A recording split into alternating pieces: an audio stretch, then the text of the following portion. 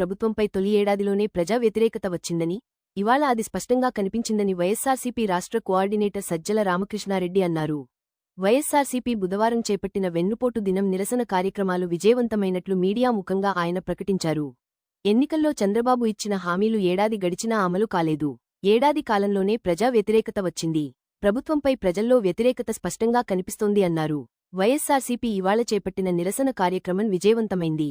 వైఎస్సార్సీపీ కష్టాల నుంచే పుట్టింది. మా హయాంలో 15 ఏళ్లలో జరగాల్సిన అభివృద్ధి 3 ఏళ్లలోనే జరిగింది అని చెప్పుకొచ్చారు. అధికారంలోకి రాగానే మేం తొలి ఏడాదిలోనే 99% హామీలు అమలు చేశాం.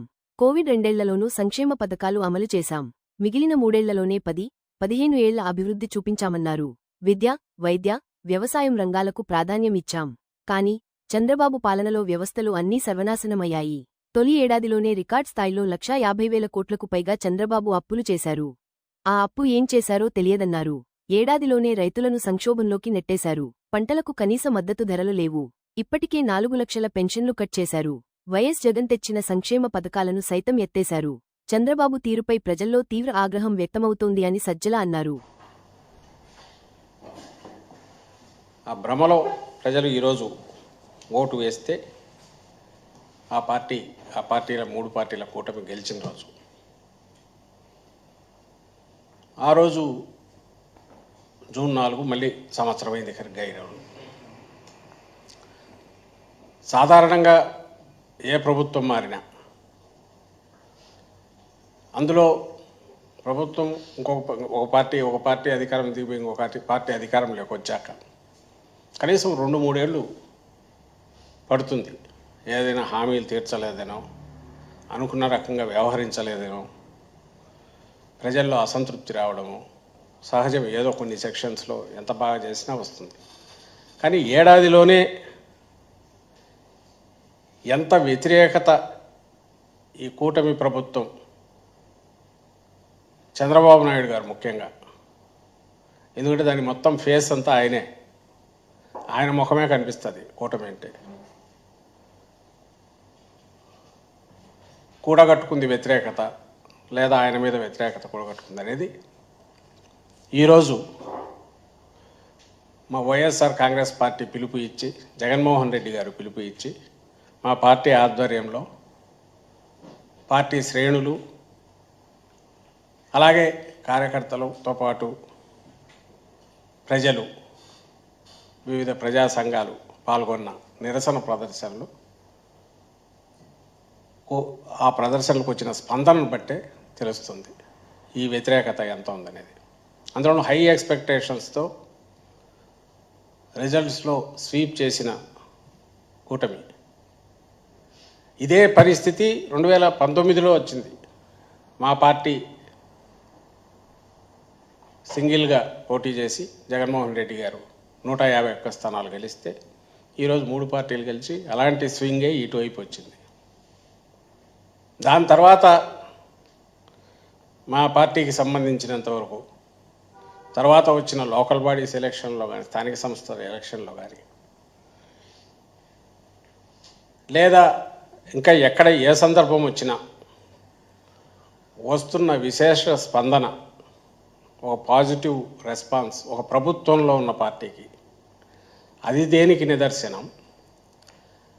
అలాగే తెలుగుదేశం పార్టీ ఇప్పుడు వచ్చిన తర్వాత ఈ ఏడాదిలో ఈ వ్యతిరేకత ఏదైతే ఈరోజు మా నిరసన ప్రదర్శనలకు వచ్చిన స్పందన ద్వారా కనపడుతున్న వ్యతిరేకత, ఇది దేనికి నిదర్శనం.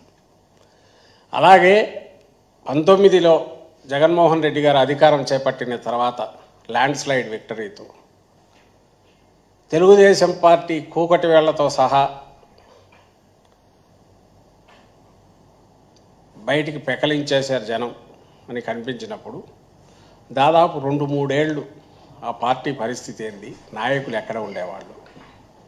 అలాగే 24లో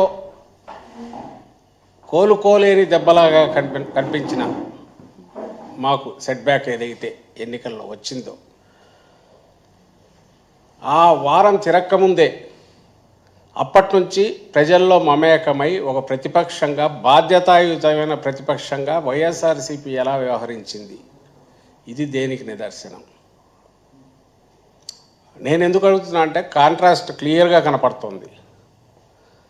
అధికారంలో ఉండడము, ప్రతిపక్షంలో కూర్చోవడము రాజకీయ పార్టీలకు సర్వసాధారణం.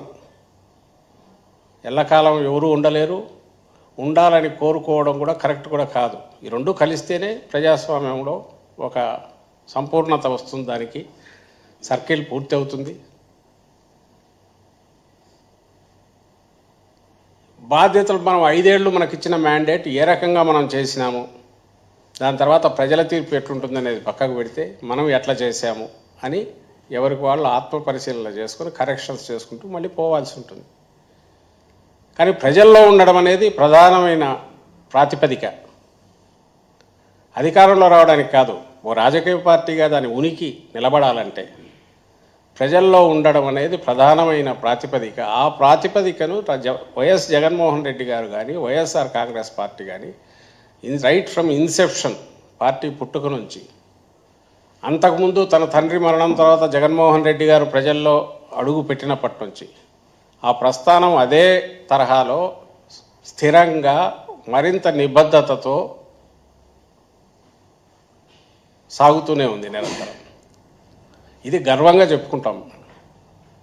అందుకే 24లో 5 ఏళ్లలో బహుశా చరిత్రలోనే వరుసపెట్టి రాసుకుంటే రికార్డు స్థాయిలో ఇచ్చిన హామీలను 99% పైగా అమలు చేయడమే కాకుండా, అందులో నాకు తెలిసి 97-98% ఫస్ట్ ఇయర్లోనే అమలు చేసి,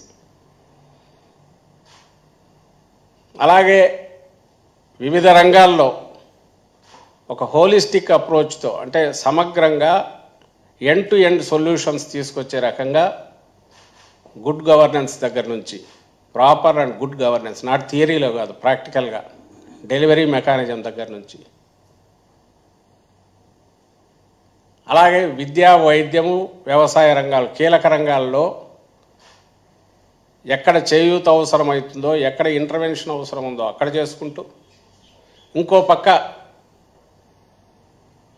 హ్యూమన్ రిసోర్సెస్ పెంచే రకంగా భవిష్యత్ తరాలకు ఎడ్యుకేషన్ సెక్టర్కు సంబంధించిన గ్యారంటీ ఇస్తూ, హెల్త్ కాస్ట్లీ, ఖరీదైన హెల్త్ కాస్ట్ పెరిగిన నేపథ్యంలో హెల్త్ సెక్టర్ను కూడా పరిపుష్టం చేస్తూ, ప్రభుత్వ రంగాన్ని ప్రమేయం పెంచుతూ, మరోపక్క ఇన్ఫ్రాస్ట్రక్చర్ ప్రాజెక్ట్స్, పోర్టు లాంటి వీటి మీద కూడా దృష్టి పెడుతూ కేవలం 3 ఏళ్లలో, నెట్ 3 ఏళ్ళు, ఎందుకంటే 5 ఏళ్లలో 2 ఏళ్ళు కోవిడ్కి పోతే 3 ఏళ్లలో దాదాపు 10-15 ఏళ్ల ప్రగతి చూపించిన ఘనత జగన్మోహన్ రెడ్డి గారిది, వైఎస్ఆర్సీపీది ఆ రోజు.